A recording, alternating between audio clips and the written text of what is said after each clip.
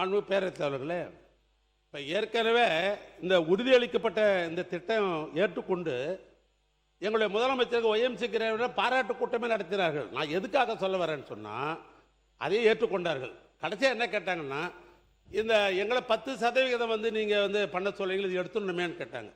நான் சொன்னேன் 26, 27 தேர்தலுக்கு பின்னால் முடிந்தால் முதலமைச்சர் சொல்லி கன்சிடர் பண்ணுறோம், எடுத்துறோன்னு சொல்லலை, அவருடைய கவனத்துக்கு கொண்டு ஏதாவது முடிக்கிறோம் என்ற அழைப்பில் சொன்னால் அதிகாரி அரசு அலுவலர்கள்லாம் நிம்மதியாக போனாங்க.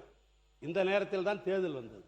இப்போ தேர்தலில் நல்லா அழகாக இருக்குது. எனக்கு ரொம்ப இந்த புக்கை ரொம்ப பிடிச்சிக்குது. என்னன்னா, எனக்கு ரொம்ப திருக்குறள் ரொம்ப பிடிக்கும். எனக்கு பொதுவாகவே நான் திருக்குறளை வச்சா நான் ஒரு புத்தகம் வெளியிட்டால் எல்லாம் தெரியும் உங்களுக்கெல்லாம். இதில் தலைப்பு கூட பார்த்தா அறம் இன்பம் பொருள் என்ற அடிப்படையில் போடப்பட்டிருக்கிற அருமையான தலைப்பு இது.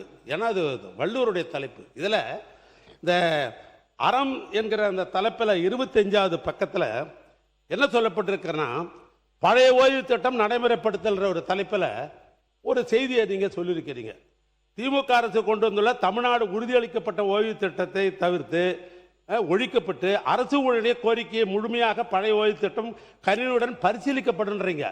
அவங்க அரசு அதிகாரிகிட்ட நேற்று தினம் நீங்கள் பேச போகிறீங்கன்னு சொன்ன உடனே அவங்க என்ன கேட்குறாங்க, எங்கள் பழைய நீங்கள் சொன்னீங்களா உறுதியளிக்கப்பட்ட திட்டம் கண்டினியூ ஆக போகுதா அல்லது பழைய ஓய்வு திட்டத்தை இந்த அரசாங்கம் கொடுக்க போகிறான்னு ஒரு தெளிவில்லாமல் இருக்கிறது.